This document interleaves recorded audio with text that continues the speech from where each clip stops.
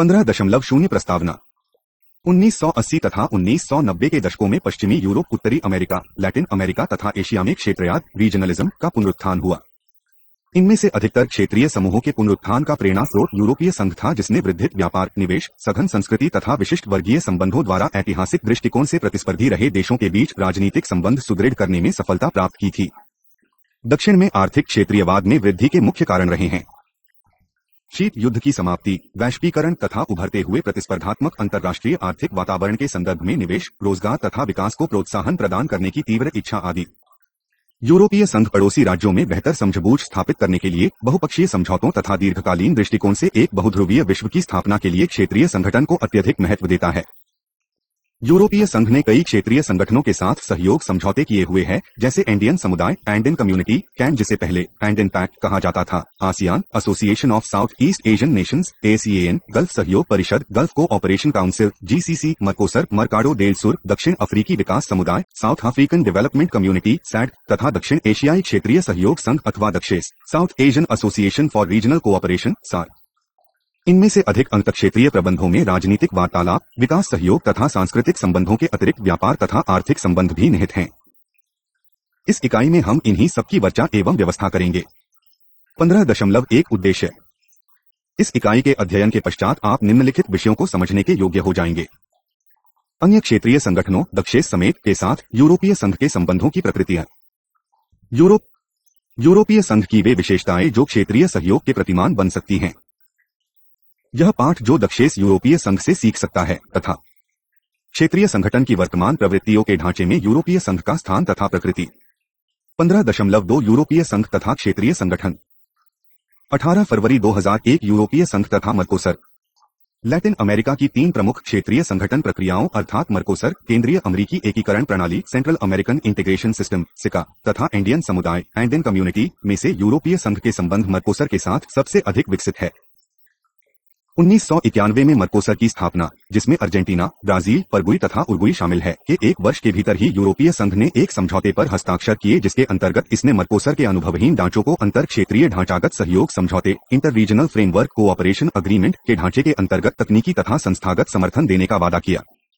यूरोपीय संघ ने मर्कोसर, जिसे लैटिन अमेरिका का सबसे उन्नत क्षेत्रीय आर्थिक समूह माना जाता है, के साथ राजनीतिक एवं आर्थिक संघ समझौते, political and economic association agreement का निष्पादन करने के लिए 1999 से 2004 तक समझौता वार्ताएं की। मर्कोसर मूलतः एक अंतरसरकारी संगठन है, हालांकि इसमें कई क्षेत्रीय संस्थाएं, जिसमें सचिवालय भी शामिल है, स्थापित किया गया है, परंतु इसमें यूरोपीय संघ के समान अभी अधिराष्ट्रीय संगठन जैसे कोई विशिष्ट तथ्य मौजूद नहीं है और न ही यह अभी अपना सांझ बाजार, कॉमन मार्केट स्थापित कर पाया है। यूरोपीय संघ तथा मर्कोसर के बीच मुक्त व्यापार समझौता वार्ताओं के परिणामस्वरूप अभी तक कोई ठोस परिणाम नहीं निकले हैं। European commission, the EU relations with Latin America overview, website 15 फरवरी 2002 यूरोपीय संघ तथा केंद्रीय अमेरिकन संगठन व्यवस्था। यूरोपीय संघ तथा केंद्रीय अमेरिकी एकीकरण प्रणाली, सिका के बीच सहयोग का आधार 1993 का ढांचागत सहयोग समझौता, फ्रेमवर्क कोऑपरेशन अग्रीमेंट है, जिसके अंतर्गत एक संयुक्त समिति तथा सहयोग के लिए एक उप समिति, सब कमिटी फॉर कोऑपरेशन स्थापित की गई, जो समय समय पर नियमित रूप से बैठकें करती रहती हैं। यूरोपीय संघ केंद्रीय अमेरिकी एकीकरण प्रणाली, सिका सहयोग के मुख्य क्षेत्र हैं मानव अधिकार तथा प्रजातंत्र, संगठित ग्रामीण विकास, संकट निवारण तथा पुनर्निर्माण, सामाजिक विकास तथा क्षेत्रीय संगठन। 1995 से 2001 की अवधि में इस क्षेत्र को आर्थिक, तकनीकी तथा वित्तीय सहयोग के लिए 145 मिलियन यूरो प्रतिवर्ष के हिसाब से अनुदान मिला है। 15 दिसंबर 2003 को यूरोपीय संघ ने केंद्रीय अमेरिकी एकीकरण प्रणाली, सिका के साथ एक नए राजनीतिक वार्तालाप एवं सहयोग समझौते पर हस्ताक्षर किए। मई 2006 में यूरोपीय संघ तथा केंद्रीय अमेरिकी एकीकरण प्रणाली एक नई समझौता संधि तथा यूरोपीय संघ एवं राजनीतिक वार्तालाप एवं सहयोग समझौते, political dialogue and cooperation agreement के बीच मुक्त व्यापार क्षेत्र स्थापित करने के लिए समझौता वार्ता आरंभ करने के लिए तैयार हो गए। सभी हस्ताक्षरकर्ताओं के अनुमोदन के बाद यह 1993 के समझौते का स्थान ले लेगा। European commission, the EU relations with Latin America overview, website 15 फरवरी 2003 यूरोपीय संघ तथा एंडियन समुदाय। यूरोपीय संघ ने एंडियन समुदाय के साथ पहला ढांचागत समझौता 1983 में निष्पादित किया। इसे 1993 में दूसरे समझौते द्वारा बदल दिया गया, जिसने सामाजिक मूल ढांचे तथा सेवाओं में सहयोग का प्रावधान किया गया। 1996 के रोम घोषणा पत्र के अंतर्गत नियमित राजनीतिक वार्तालाप चलती रहती है। 2003 में एक नए राजनीतिक सहयोग समझौते पर हस्ताक्षर किए गए। जुलाई 2008 में यूरोपीय संघ तथा एडियन समुदाय ने आवश्यक आंतरिक विचार विमर्श आरंभ करने तथा यूरोपीय संघ एवं इंडियन समुदाय के बीच संघ समझौते के लिए समझौता वार्तालाप के लिए आवश्यक कदम उठाने का निर्णय लिया। Website http://euro.com/external_relations/index.htm. 15 फरवरी 2004 यूरोपीय संघ तथा गल्फ सहयोग परिषद। 1989 में यूरोपीय संघ तथा गल्फ के अरब राज्यों की सहयोग परिषद cooperation council for the Arab states of the gulf (GCC), जिसमें बहरीन, ओमान, कतर, सऊदी अरब तथा संयुक्त अरब अमीरात शामिल है, के बीच एक सहयोग समझौते पर हस्ताक्षर किए गए जिसका उद्देश्य सामरिक महत्व के क्षेत्र में स्थायित्व को सशक्त करने में योगदान देना तथा राजनीतिक बटा आर्थिक संबंधों को सुसाध्य बनाना था।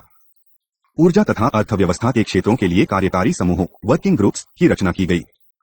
इस सहयोग समझौते में यूरोपीय संघ तथा गल्फ सहयोग परिषद के विदेश मंत्रियों एवं वरिष्ठ पदाधिकारियों के बीच वार्षिक संयुक्त बैठक का प्रावधान किया गया है। इसमें यह भी अनुबंधित किया गया कि दोनों पक्ष मुक्त व्यापार समझौते के लिए समझौता वार्ता आरंभ करेंगे। इस समझौता वार्ता में 1999 में थोड़ी सक्रियता देखने को मिली जब गल्फ सहयोग परिषद के देशों ने एक गल्फ सहयोग परिषद कस्टम संघ स्थापित करने का निर्णय लिया। यूरोपीय संघ के साथ समझौता वार्ता 2002 में आरंभ हुई और अभी तक चल रही है। इराक युद्ध के परिणामस्वरूप यूरोपीय संघ की मेडिटेरेनियन एवं मध्य पूर्व के लिए सामरिक भागीदारी जिसे यूरोपीय परिषद ने 2004 में स्वीकृति दी थी, US relations with the gulf cooperation council overview website. यूरोपीय संघ के लिए गल्फ सहयोग परिषद छठा सबसे बड़ा निर्यात बाजार है तथा यूरोपीय संघ इसका पहला व्यापारिक भागीदार है। 2004 में जहां यूरोपीय संघ ने गल्फ सहयोग परिषद को 40 बिलियन यूरो का निर्यात किया, वहां इसने गल्फ सहयोग परिषद से 25 बिलियन यूरो का आयात भी किया। यूरोपीय संघ का गल्फ 8 अर्थात गल्फ सहयोग परिषद के 6 देश तथा यमन एवं इराक में प्रत्यक्ष निवेश 2001 के 1.8 बिलियन यूरो से घटकर 2003 में 600 मिलियन यूरो रह गया। 15.3 यूरोपीय संघ तथा आसियान। यूरोपीय आर्थिक समुदाय यूरोपियन इकोनॉमिक कम्युनिटी (EEC) 1972 में आसियान के साथ औपचारिक संबंध स्थापित करने वाला पहला वार्तालाप भागीदार था। मार्च 1980 में आसियान के साथ सहयोग समझौते पर हस्ताक्षर करके इन संबंधों को संस्थागत रूप दिया गया। यूरोपीय संघ आसियान के साथ कई सलाहकार बैठकों में भाग लेता है, जिनमें प्रमुख आसियान क्षेत्रीय मंच (ASEAN रीजनल फोरम), आसियान यूरोपीय संघ मंत्री स्तर की बैठक, आर्थिक मंत्रियों की बैठक तथा वरिष्ठ पदाधिकारियों की बैठक हैं। व्यापार, सूचना तथा संचार प्रौद्योगिकी, जलवायु परिवर्तन, परिवहन आदि जैसे नीति क्षेत्रों पर वार्तालाप क्षेत्रीय रीजन टू रीजन आधार पर होती रहती है। 1990 के दशक में यूरोपीय संघ तथा आसियान में वैचारिक मूल्यों को लेकर विवाद उत्पन्न हो गए क्योंकि यूरोपीय आयोग तृतीय पीढ़ी के नए सहयोग समझौते में मानव अधिकार तथा प्रजातंत्र के अनुच्छेद जोड़ना चाहता था। 1993 के आसपास जब आसियान ने एशियन मूल्य सिद्धांत के समर्थन द्वारा पश्चिमी सर्वत्रपात का एवियन सांस्कृतिक सापेक्षवाद western universalism with Asian cultural relativism द्वारा खंडन करना आरंभ किया तो यूरोपीय संघ आसियान संबंधों में ठहराव आ गया। यद्यपि लंबी आर्थिक मंदी तथा उभरती हुई पैसिफिक शताब्दी में आर्थिक एवं राजनीतिक दृष्टिकोण से हाशिए पर चले जाने के डर ने यूरोपीय संघ को अपनी आसियान नीति में परिवर्तन करने के लिए मजबूर होना पड़ा। अब इसने अपेक्षाकृत व्यावहारिक नीति अपनाई जिसमें केवल साझे आर्थिक हितों पर ध्यान केंद्रित किया गया। जोर्गन रूलैंड 2001 पृष्ठ 18 से 19। 1994 की यूरोपीय संघ की नई एवियाई रणनीति न्यू एशिया स्ट्रैटेजी में घोषणा की गई कि आसियान एवियाई देशों के साथ यूरोपीय संघ के वार्तालाप का केंद्र बिंदु बना रहेगा। 1996 में एशिया यूरोप सम्मेलन आसियान यूरोप मीटिंग ASEM की स्थापना के बाद आसियान यूरोपीय संघ द्विक्षेत्रीय वार्तालाप के लिए जोश और गति में कमी आने लगी। जब आसियान ने जुलाई 1997 में बर्मा, म्यांमार को सदस्य स्वीकार कर लिया तो इसकी यूरोपीय संघ के साथ काफी खटपट हो गई क्योंकि यूरोपीय संघ ने बर्मा में सैनिक शासन पर कई प्रतिबंध लगाए हुए थे। 1997 के एशियाई वित्तीय संकट के समय यूरोपीय संघ में भाईचारे की भावना के अभाव में एशिया के देशों को निराश किया, परंतु इसने यूरोपीय संघ को अपनी मूल्य आधारित विदेश नीति की तरफ वापस जाने के लिए प्रोत्साहित किया। बमों पर मतविभिन्नता के चलते संयुक्त आयोग बैठक जॉइंट कमीशन मीटिंग्स JCC अगले 2 साल के लिए तथा मंत्रियों की बैठक अगले 3 साल तक टाल दी गई। अंत में सन 2000 में एक समझौता हुआ जिसके अनुसार बर्मा को संयुक्त आयोग बैठक की सभाओं में इस शर्त पर सम्मिलित होने की अनुमति दी गई कि वह इसमें बिल्कुल ग्रुप रहेगा। जुलाई 2000 के आसियान यूरोपीय संघ सहयोग समझौते में जहां कंबोडिया तथा लाओस को सम्मिलित किया गया, वहां बर्मा को अभी भी इससे बाहर रखा गया है। Ruland ASEAN and the European union पृष्ठ 20। तथापि मानव अधिकार के मुद्दे पर विचार भिन्नता अभी बरकरार है तथा यूरोप वासियों में रुचि का अभाव उनकी उपस्थिति के निम्न स्तर में परिलक्षित होता है। सितंबर 2001 में यूरोपीय आयोग ने अपना संदेश यूरोप और एशिया विस्तृत भागीदारियों के लिए एक रणनीतिक ढांचागत Europe and Asia a strategic framework for enhanced partnerships प्रस्तुत किया, जिसमें आसियान को प्रमुख आर्थिक तथा राजनीतिक भागीदार स्वीकार किया गया तथा यूरोप तथा एशिया के व्यापक संबंधों के संचालन में इसके महत्व पर बल दिया गया। 6 दिसंबर 2006 को यूरोपीय आयोग ने आसियान के साथ व्यापक प्रतिस्पर्धा आधारित द्विपक्षीय व्यापार समझौता वार्ता आरंभ करने के लिए सदस्य राज्यों को अनुमति देने का अनुरोध किया। इसमें सेवाओं तथा निवेश के क्षेत्र में व्यापार उदारीकरण बढ़ाने का प्रस्ताव है। इसके लिए समझौता वार्ता 2007 में आरंभ होने की आशा है। आसियान यूरोपीय संघ अंतरक्षेत्रीयवाद इंटररीजनलिज्म में कई समस्याएं हैं। जैसे यह आसियान यूरोपीय संघ क्षेत्रीयवाद मूलतः संतुलन क्रिया का कार्य करता है। यह अंतर तथा पार क्षेत्रीय संस्थाओं को गहराई से पनपने के लिए उत्साह कम कर देता है। यूरोपीय संघ की आसियान नीति में दिशा का अभाव है और यह बदलते हुए शक्ति संबंधों से काफी प्रभावित होती है। यूरोपीय संघ की एशियाई संकट से पहले तथा बाद की मूल्य आधारित नीति इसका प्रमाण है। यदि संस्थागत निर्माण का वर्तमान निम्न स्तर चलता रहता है तो ऐसी आशा बहुत कम है कि यूरोपीय संघ आसियान संबंध निम्न स्तर की राजनीति लो लेवल पॉलिटिक्स की वर्तमान अवस्था से ऊपर उठ पाएंगे। आसियान यूरोपीय संघ मंत्री स्तर की बैठक तथा एशिया यूरोप बैठक जैसे समानांतर ढांचे खड़े करके यूरो एशियाई अंतरक्षेत्रीयवाद ने अंतरराष्ट्रीय संस्था निर्माण की अनावश्यकता में योगदान दिया है। Ruland ASEAN and the European union पृष्ठ 27 से 28। हाल ही के वर्षों में यूरोपीय संघ ने चीन, पूर्व एशिया तथा भारत पर अधिक ध्यान देना आरंभ कर दिया है। ऐसा आभास लगता है कि आसियान के प्रति इसकी प्राथमिकता कम हो गई है। 15.4 एशिया यूरोप सम्मेलन। एशिया यूरोप सम्मेलन एक अनौपचारिक वार्तालाप प्रक्रिया है जिसकी स्थापना 1996 में शीत युद्ध की समाप्ति, एशिया के बढ़ते महत्व तथा यूरोपीय संगठन की गहनता की पृष्ठभूमि में की गई थी। हालांकि इसकी स्थापना के प्रेरणा स्रोत तो आर्थिक हित ही थे, परंतु इसके पीछे एशियाई देशों की जापान तथा संयुक्त राज्य अमेरिका पर निर्भरता को संतुलित करने की इच्छा भी थी। इसका पहला शिखर सम्मेलन मार्च 1996 में बैंकॉक में हुआ, जबकि छठा सम्मेलन, जिसमें इस संगठन की 10वीं सालगिरह मनाई गई, 10 से 11 सितंबर 2008 को हेलसिंकी में हुआ, जिसमें 38 देशों तथा सरकारी के अध्यक्ष, 25 यूरोपीय संघ सदस्यों के अध्यक्ष, यूरोपीय आयोग का अध्यक्ष तथा 13 एशियाई देश ब्रूनी, बर्मा, म्यांमार, चीन, कंबोडिया, इंडोनेशिया, जापान, दक्षिणी Korea, Malaysia, Laos, Philippines, Singapore, Thailand तथा वियतनाम उपस्थित थे। सितंबर 2000 में हेलसिंकी एशिया यूरोप सम्मेलन 6। इस विखार सम्मेलन में यूरोप की तरफ से बल्गारिया एवं रोमानिया को तथा एशिया की तरफ से भारत, मंगोलिया तथा पाकिस्तान तथा आसियान सचिवालय को आवश्यक कार्यविधियों पूरी करने के बाद एशिया यूरोप सम्मेलन प्रक्रिया में प्रवेश देने का निर्णय लिया गया। इस तरह 2008 के अगले एशिया यूरोप बैठक शिखर सम्मेलन में 43 देश, 27 यूरोपीय तथा 16 एपीआई हिस्सा लेंगे। एशिया यूरोप सम्मेलन प्रक्रिया की मुख्य विशेषताएं हैं। यह अनौपचारिक है। इसके अंतर्गत बहुआयामी क्षेत्र निहित हैं। यह उच्च स्तरीय बैठकों, जिसमें राज्याध्यक्ष, मंत्री, वरिष्ठ पदाधिकारी हो सकते हैं, के लिए मंच प्रदान करता है तथा समाज के सभी क्षेत्रों के लिए जनसंपर्क बढ़ाने पर ध्यान देता है। एशिया यूरोप बैठक शिखर सम्मेलन, जो हर वो साल 5 बारी से यूरोप तथा एशिया में संपन्न होता है, इस प्रक्रिया को व्यापक राजनीतिक दिशानिर्देश देता है। एशिया यूरोप सम्मेलन प्रक्रिया का संपूर्ण समन्वय विदेश मंत्रियों तथा वरिष्ठ पदाधिकारियों के हाथ में होता है। इनकी सहायता के लिए 4 समन्वयक कोऑर्डिनेटर्स नियुक्त किए गए हैं, जिनमें से 2 यूरोपीय आयोग तथा वह देश जिसके पास आयोग की अध्यक्षता होती है, तथा 2 एशिया, 1 10 दक्षिण पूर्व एशिया के देशों से तथा 1 उत्तर पूर्व एशिया के देशों से होते हैं। इसके अतिरिक्त प्रत्येक वर्ष मंत्री स्तर की बैठकें होती है, जिनमें विदेश, वित्त, अर्थव्यवस्था, विज्ञान एवं प्रौद्योगिकी मंत्री भाग लेते हैं। सांस्कृतिक तथा सभ्यता पर मंत्रियों के सम्मेलन भी समय समय पर होते रहते हैं। व्यापार तथा निवेश पर वित्त मंत्रियों अथवा वरिष्ठ पदाधिकारियों की बैठकों के अतिरिक्त अनेक अन्य विषयों जैसे व्यवसाय, सभ्य समाज आदि पर भी सेमिनार अथवा संयुक्त परियोजना का आयोजन किया जाता है। सांस्कृतिक तथा बौद्धिक विचार विनिमय के लिए एशिया यूरोप बैठक ने 1997 में एशिया यूरोप फाउंडेशन एसेफ की स्थापना की। आसियान क्षेत्रीय मंच ASEAN रीजनल फोरम ARF में यूरोपीय संघ की उपस्थिति अभी सीमित ही है। एशिया यूरोप सम्मेलन की गतिविधियों को 3 आधारों पर संगठित किया जाता है: राजनीतिक, आर्थिक तथा सामाजिक, सांस्कृतिक, बौद्धिक। राजनीतिक दायरे में जिन महत्वपूर्ण विषयों पर ध्यान केंद्रित किया जाता है वे है बहुपक्षीय व्यवस्था को मजबूत करना, प्रमुख अंतर्राष्ट्रीय तथा क्षेत्रीय घटनाओं की तरफ ध्यान देना, आतंकवाद से जुड़ी हुई सुरक्षा और सहयोग समस्याएं, पर्यावरण तथा मानव अधिकार एवं अस्वास्थ्य तथा अंतर्राष्ट्रीय अपराधों जैसी की समस्याएं। आर्थिक स्तंभ के अंतर्गत निहित किए गए प्रमुख विषय है: बहुसंस्कृतिवाद को प्रोत्साहन, व्यापार तथा निवेश, वित्तीय मुद्दों तथा व्यवसाय क्षेत्र के साथ वार्तालाप तथा निकटतर व्यावसायिक भागीदारी के लिए प्रयत्न। तीसरे, सामाजिक सांस्कृतिक बौद्धिक स्तंभ के अंतर्गत सांस्कृतिक विभिन्नता तथा अंतर्धर्म वार्तालाप को प्रोत्साहन देने पर बल दिया गया है। देखिए European commission external relations ASEM 6-10 से 11 सितंबर 2006, Helsinki 10 years of ASEM global challenge joint response Luxembourg 2006, पृष्ठ 11 से 15। एशिया यूरोप बैठक के महत्व के लिए अनेक कारण हैं, जिनमें से प्रमुख क्षेत्रीय तथा अंतर्राष्ट्रीय मुद्दों पर चर्चा करने का मंच प्रदान करके एशिया और यूरोप में वार्तालाप को सुसाध्य बनाता है। यह नीति निर्माण की प्रयोगशाला के रूप में भी काम करता है। यह प्रक्रिया में हिस्सा लेने वालों को नीति निर्माण के लिए नए विचार का विकास करने तथा उनका परीक्षण करने एवं अपना ज्ञान एवं अनुभव साझा करने का अवसर देता है। एशिया यूरोप संबंधों का प्रबंधन और व्यापक राजनीतिक वार्तालाप, शक्तिशाली आर्थिक संबंध तथा व्यापक सांस्कृतिक संबंध हैं। 10 years of ASEM global challenge joint response Luxembourg 2006, पृष्ठ 19 से 20। आरंभ से ही जहां ABI देशों ने गैर विवादास्पद मुद्दों जैसे आर्थिक तथा सांस्कृतिक को प्राथमिकता दी, यहां यूरोपीय आयोग राजनीतिक वार्तालाप तथा राजनीतिक मुद्दों जैसे मानव अधिकार, स्वच्छ अधिशासन, कानून का शासन पर बल देता रहा।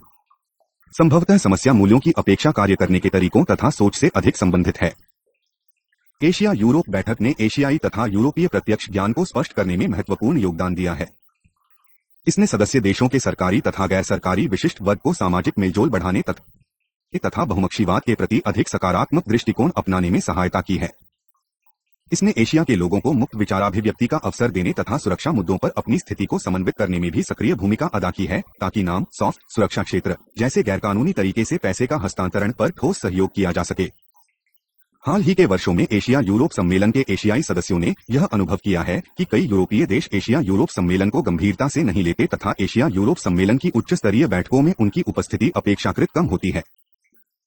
यूरोपियों के प्रति निराशा का एक अन्य कारण 1997 के एशिया वित्तीय संकट में उनके समर्थन अथवा सहानुभूति का अभाव रहा है। कई सदस्यों ने एशिया यूरोप बैठक का एक स्थायी सचिवालय स्थापित करने का अनुरोध किया है, परंतु यूरोपीय आयोग इसकी अनावश्यकता पर बल देता रहा है। एक अंतरक्षेत्रीय मंच के रूप में एशिया यूरोप बैठक का प्रयोग अनिवार्यतः कूटनीति ताने-बाने, सूचना एकत्र करने तथा परस्पर विश्वास निर्माण के यंत्र के रूप में किया जा रहा है। 15.5 यूरोपीय संघ तथा दक्षिण एशियाई क्षेत्रीय सहयोग संघ दक्षेस 15 मई 2001 दक्षिण एशिया तथा यूरोप में क्षेत्रवाद एक तुलना। यूरोप की तरह दक्षिण एशियाई क्षेत्रीय सहयोग संघ दक्षेस के संस्थापकों ने भी अनुभव किया कि भूगोल दृष्टिकोण एवं इतिहास की जन्मजात समस्याओं के कारण एक संस्था का शुभारंभ निम्न स्तरीय राजनीति के अनुरूप किया जाना चाहिए, अर्थात सामाजिक सांस्कृतिक सहयोग के गैर विवादास्पद विषयों से, जिन्हें धीरे धीरे कालांतर में व्यापार एवं वाणिज्य जैसे अभ्यंतर विषयों के सहयोग तक बढ़ाया जा सकता हो। यूरोपीय संघ तथा दक्षेस देशों का उद्देश्य दोनों क्षेत्रों में सांडो दृष्टिकोण का निर्माण करना तथा विभिन्न सदस्य देशों के अलग अलग दृष्टिकोणों तथा संकोचों के विरुद्ध संघर्ष करना है। वैचारिक तथा ढांचागत दोनों दृष्टिकोणों से पश्चिमी क्षेत्रवाद के उद्देश्य एवं प्रक्रिया पर यूरोप एवं दक्षिण एशिया के विचारों में काफी भिन्नता है। ऐतिहासिक तथा सांस्कृतिक दृष्टिकोण से भी पश्चिमी यूरोप के सदस्य राज्यों में कई समानताएं देखने को मिलती है, जो दक्षिण एशिया में अनुपस्थित हैं। सर्वप्रथम, दक्षेस तथा यूरोपीय संघ अत्यधिक भिन्न है। यूरोपीय संघ पुराने औद्योगिक विकसित देशों का समूह है, जहां राष्ट्र राज्य निर्माण की प्रक्रिया पूरी हो चुकी है और वे स्वयं को इस समूह का एक भाग स्वीकार करने के लिए तैयार हैं। दूसरी ओर, दक्षेस अभी कम आय वाले विकासशील देशों का समूह है, जिन्होंने दशकों से क्षेत्रीय सहयोग की प्रक्रिया में रुकावट डाली हुई है। दक्षिण एशिया के विपरीत पश्चिम यूरोप जाति, भाषा तथा संस्कृति के दृष्टिकोण से अत्यधिक सुसंगत तथा समरूप समूह है। पश्चिम यूरोप की सांस्कृतिक परिस्थितियों की सामान्य विशेषता अंतर्राष्ट्रीय समन्वय को आसान बनाने में सकारात्मक योगदान देती है। समस्याओं को पहचानने, नीतियों के निर्माण की प्रक्रिया तथा नीति कार्यान्वयन के लिए किए जाने वाले यंत्रों के प्रयोग के संदर्भ में ये अंतर काफी महत्वपूर्ण हैं।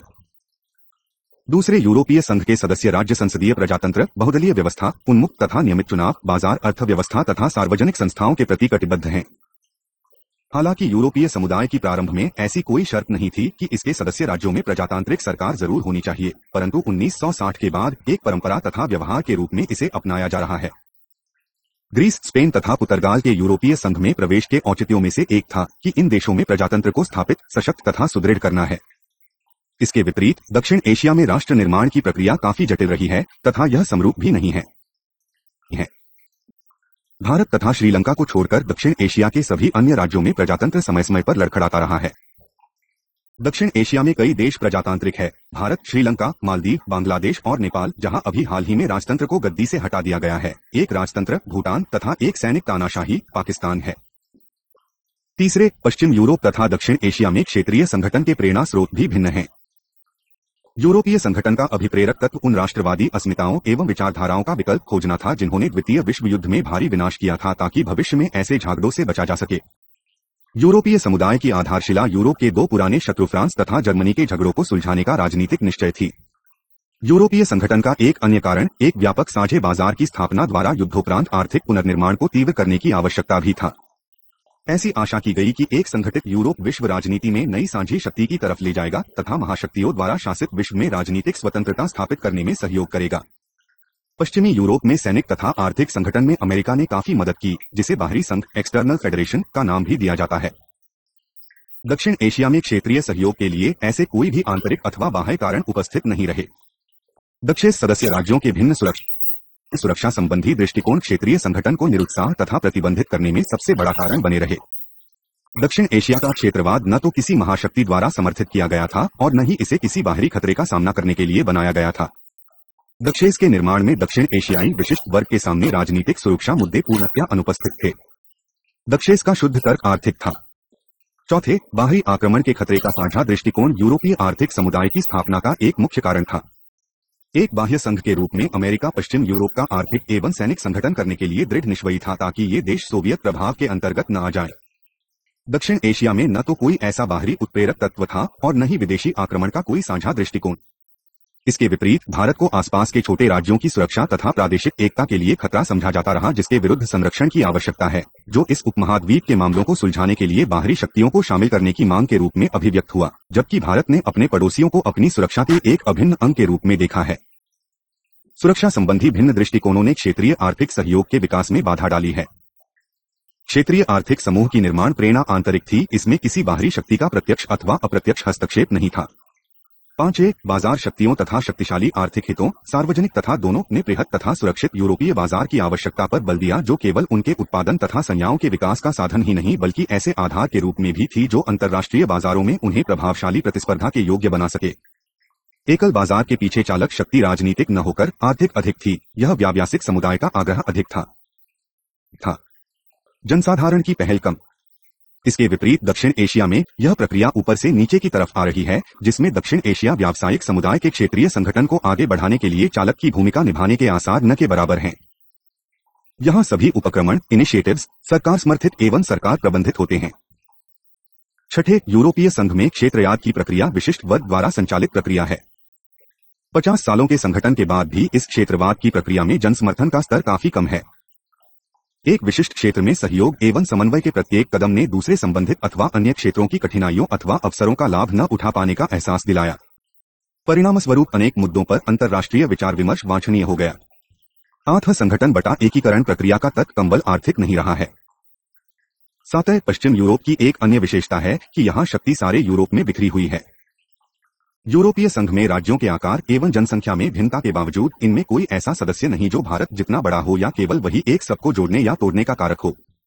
यूरोपीय संघ में कम से कम 4 ऐसे देश ब्रिटेन, फ्रांस, जर्मनी, इटली है जो जनसंख्या तथा आर्थिक शक्ति के दृष्टिकोण से लगभग बराबर हैं।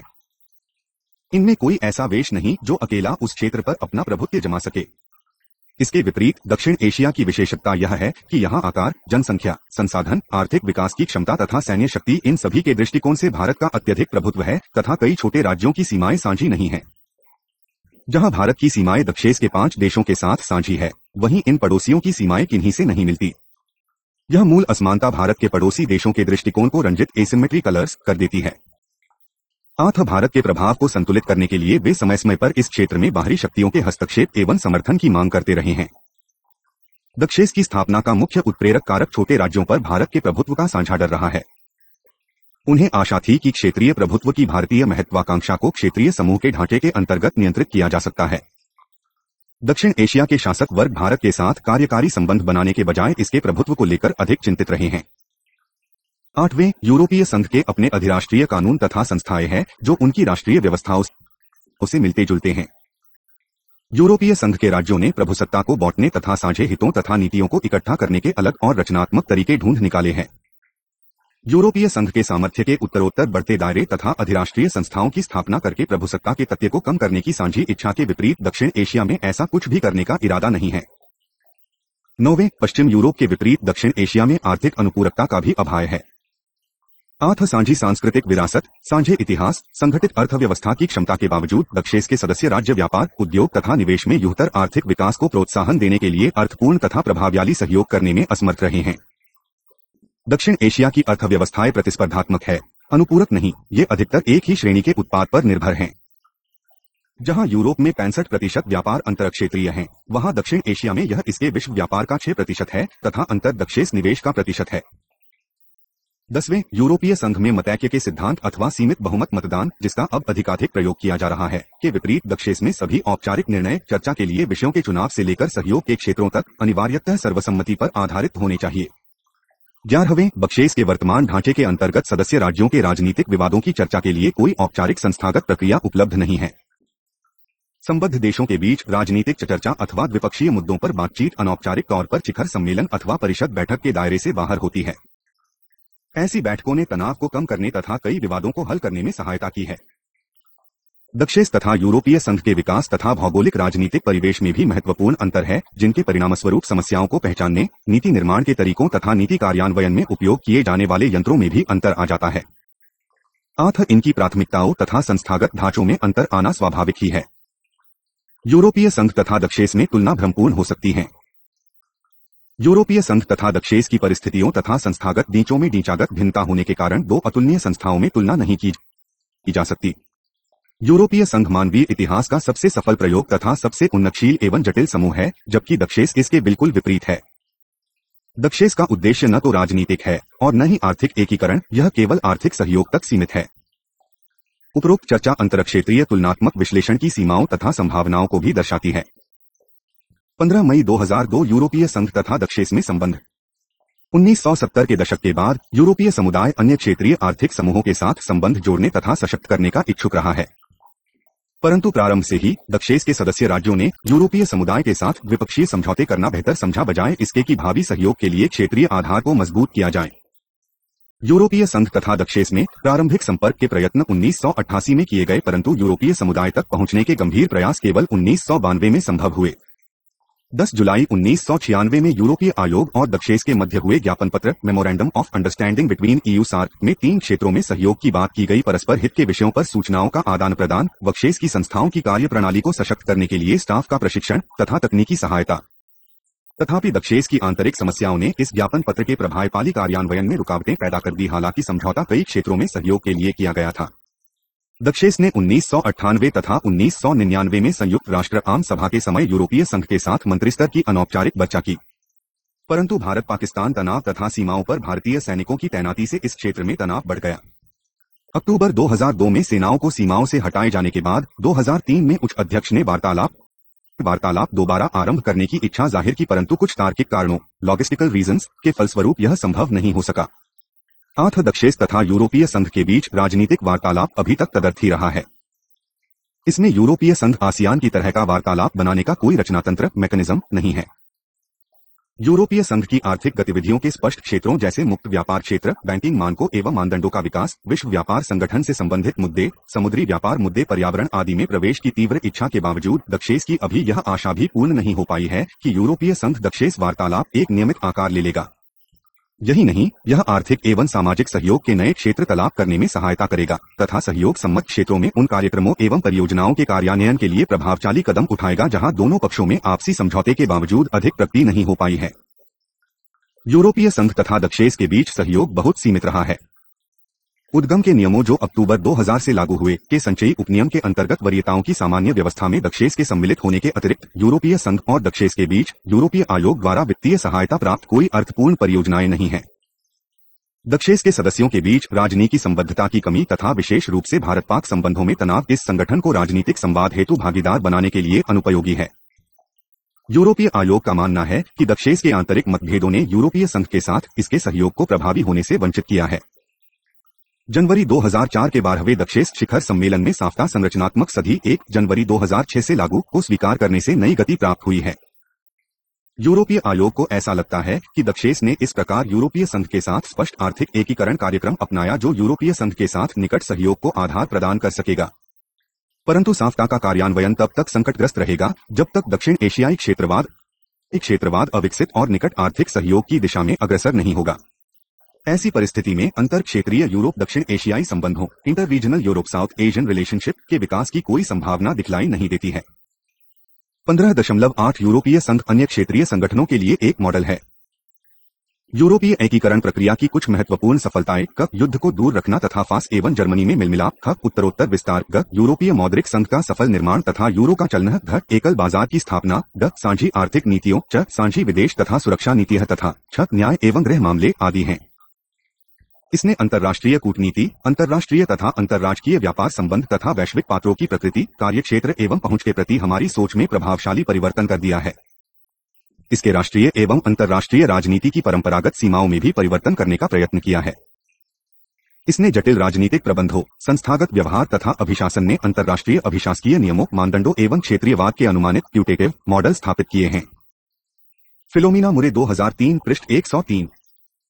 परंतु साथ ही यूरोपीय संघ की निम्नलिखित आधारों पर आलोचना की गई है। क एक संरक्षक गुट, विशेषतः इसकी साझी कृषि नीति। ख अंतर्मुखी, अपने आप में मस्त तथा यूरोप केंद्रित। ग बाजार पर अत्याधिक बल। घ अभिशासकीय ढांचों तथा नियमों में पारदर्शिता, प्रजातंत्र तथा उत्तरदायित्व का अभाव। स इसकी प्रबंधन शैली में अत्याधिक तकनीकी, टेक्नोक्रेटिक तथा नौकरशाही के तत्व, जिनमें कई बार भ्रष्टाचार, अत्यधिक गोपनीयता भी देखने को मिलते हैं। फिलोमिना मुरे पृष्ठ 103 से 104। विदेशी मामलों के आयुक्त क्रिस पैटन के अनुसार क्षेत्रीय एकीकरण के अनुभव को साझा करना यूरोप का सबसे महत्वपूर्ण अंतर्राष्ट्रीय योगदान हो सकता है।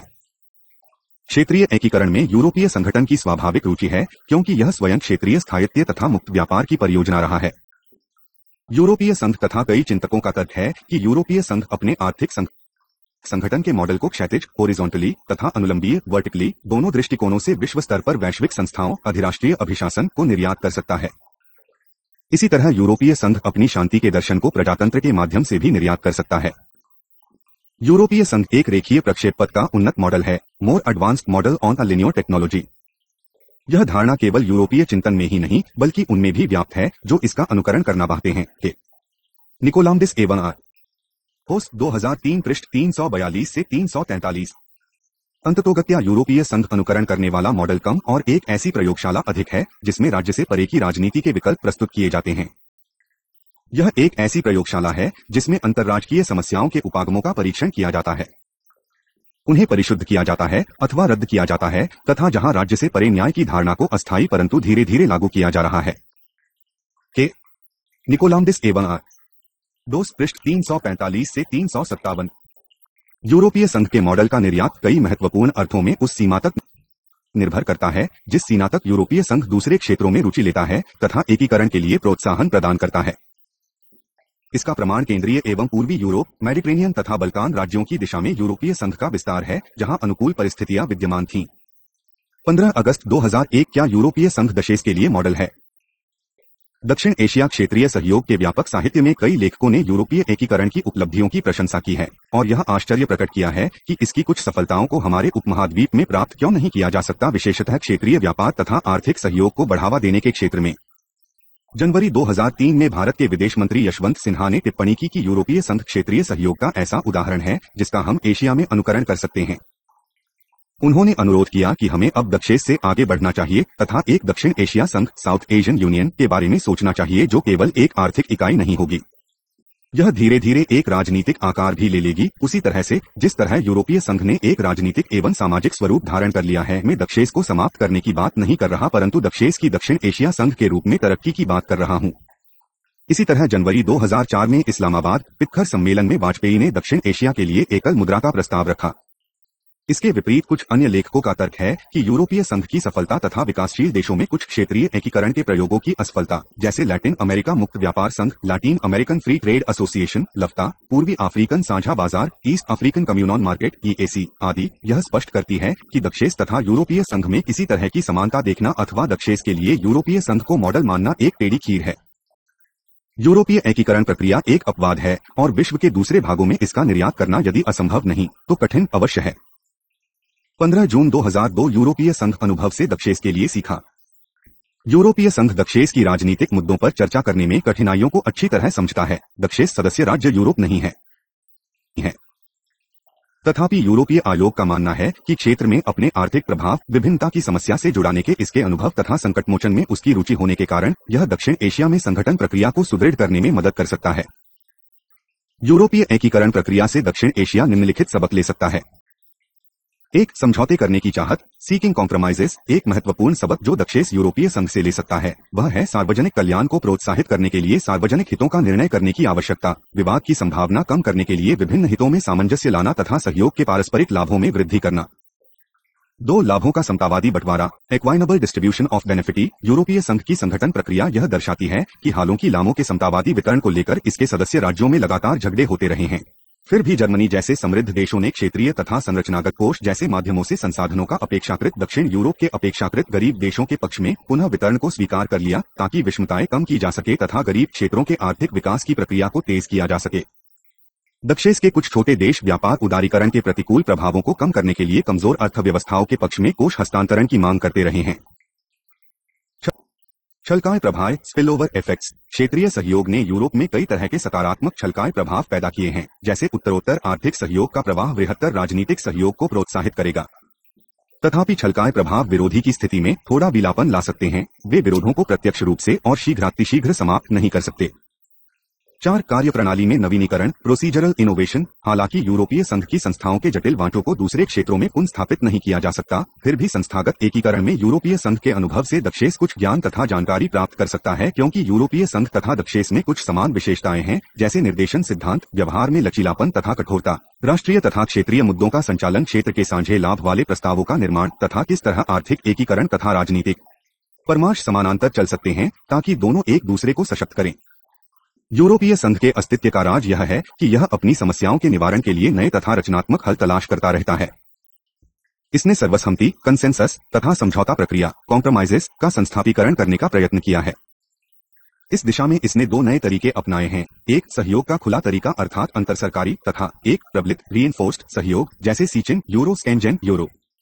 5, नागरिक समाज की भूमिका, role of trail society. Europe के लोग ट्रैक द्वितीय ट्रैक 2 की कूटनीति के लाभों पर भी बल देते हैं, जो यूरोप में काफी सफल रही है। इस दिशा में सीमा पार संपर्क तथा अंतर सामुदायिक संबंध काफी महत्वपूर्ण रहे हैं, क्योंकि अधिक संबंधों का अर्थ है अधिक अंतर निर्भरता। परंतु जनसंपर्क की अपनी सीमाएं भी हैं। वे लाभकारी अवश्य है, परंतु ये स्वयं कोई मूलभूत परिवर्तन प्रेरित नहीं कर सकते। 15.7 तुलनात्मक क्षेत्रीय एकीकरण। अंतरक्षेत्रीयवाद का तुलनात्मक अध्ययन अंतरराष्ट्रीय संबंधों में एक नई अवधारणा मूलतः 2 प्रक्रियाओं का मिलाजुला परिणाम है, वैश्वीकरण तथा नया क्षेत्रवाद, न्यू रीजनलिज्म।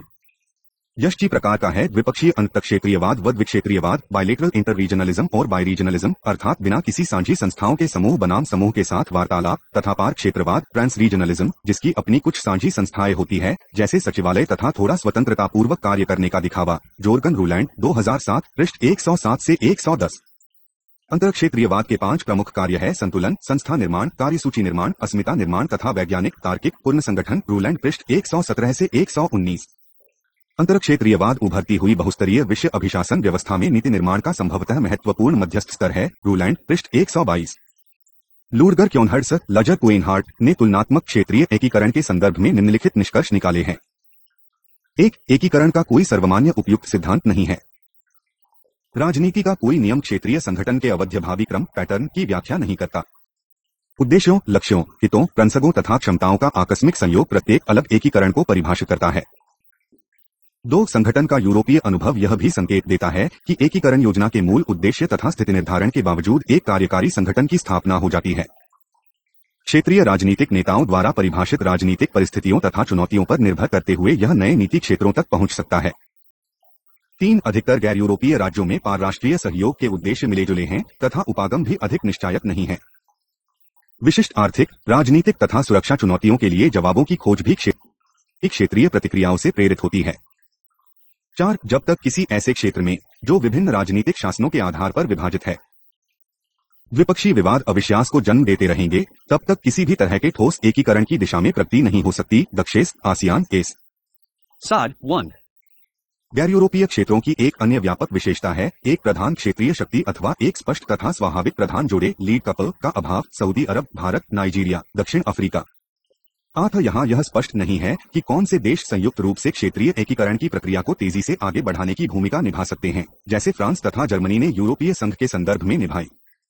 इस संभावना के अभाव में क्षेत्रीय संगठन केवल उन चुनौतियों के जवाब तक सीमित रह जाता है जिन्हें ये देश इस क्षेत्र का साझा मामला मानते हैं। लूडगर क्याना 2004 पृष्ठ 53 से 67 एक 15.8 यूरोपीय संगठन की प्रकृति। यूरोपीय संघ एक ऐसा विचित्र राजनीतिक एवं आर्थिक प्राणी है जिसे यूरोपीय आसानी से नहीं समझ सकते। भारतीयों के लिए इसे समझना और भी मुश्किल है। इसकी संस्थाओं एवं कार्य प्रणाली को समझने में मुख्य कठिनाइयों है क दूरी।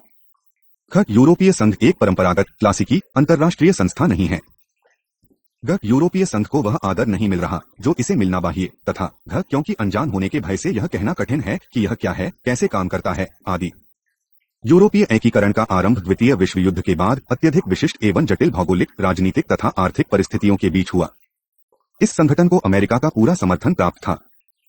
इसके अतिरिक्त द्वितीय विश्व युद्ध के दौरान नष्ट हुई यूरोप की अर्थव्यवस्था का पुनः निर्माण करके इसमें पुनः प्राण फूंकने की अत्यधिक आवश्यकता थी। यूरोप में आर्थिक तथा राजनीतिक संगठन के 5 प्रमुख कारण थे। एक नई पहचान की इच्छा जो संकीर्ण राष्ट्रवाद का विकल्प हो तथा युद्ध को दोबारा पनपने से बचा सके। ख जर्मनी को नियंत्रित करना। ग सुरक्षा की चिंता क्योंकि द्वितीय विश्व युद्ध के बाद यूरोप आणविक, जैविक तथा रासायनिक हथियारों के जमाव का सबसे बड़ा केंद्र था। ध आर्थिक प्रतिलाभ एवं समृद्धि की आशा। इसका मूल सिद्धांत था कि व्यापार से नहीं लड़ा जा सकता। और च एक नई साझी शक्ति की संभावना क्योंकि द्वितीय विश्व युद्ध के बाद यूरोप की सभी प्रमुख शक्तियों द्वितीय स्तर की मध्यम शक्तियों की स्थिति में पहुंच गई थी। फ्रांस तथा जर्मनी के मिलाप, फ्रैंको जर्मन रेकॉन्सिलिएशन, ने यूरोपीय संगठन की नींव रखी। इन दोनों पुराने शत्रुओं ने अपने रक्तरंजित अतीत को भुलाकर और अपने हितों को संचित करने, अधिराष्ट्रीय संस्थाएं स्थापित करने तथा एकीकरण प्रक्रिया की तरफ चलने का निश्चय किया। फ्रांस तथा जर्मनी संपूर्ण यूरोपीय संघ की 40% जनसंख्या तथा 50% उत्पादन का प्रतिनिधित्व करते हैं। व्यापार में दोनों एक दूसरे के प्रमुख भागीदार हैं। जर्मनी तथा फ्रांस की एकता का उद्देश्य सहयोग का ऐसा तानाबाना बुनना था जो ऐसी वास्तविक सुदृढ़ता का निर्माण कर दे कि नए विवाद असंभव हो जाएं तथा मेल मिलाप और अधिक निकटता आ जाए।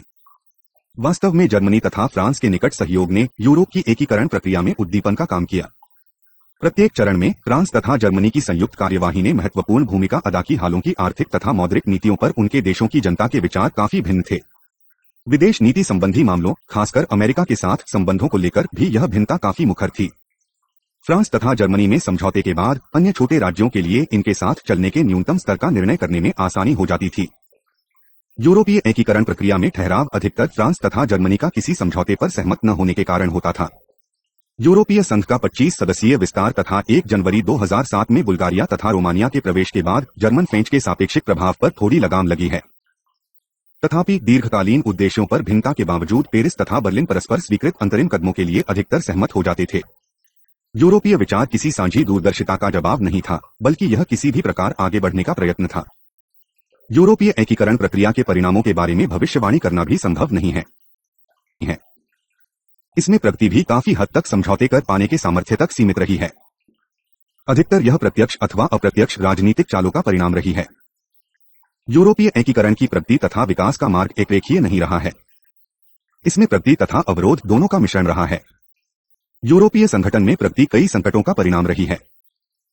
यूरोपीय संगठन की प्रक्रिया मूलतः निम्न राजनीति, आर्थिक सहयोग, साझा बाजार, एकल मुद्रा से उच्च राजनीति, विदेश नीति, सुरक्षा की तरफ बढ़ने की रही है। सदस्य राज्यों के बीच इस विषय पर मतभेद के बावजूद कि वे किस प्रकार का तथा किस मात्रा तक एकीकरण चाहते हैं, इस बात पर सभी सामान्य रूप से सहमत थे कि संगठन प्रक्रिया से सभी को लाभ होगा। दूसरे शब्दों में आर्थिक विकास को प्रोत्साहन तथा यूरोप के राज्यों में सद्भावपूर्ण संबंधों को बढ़ावा मिलेगा।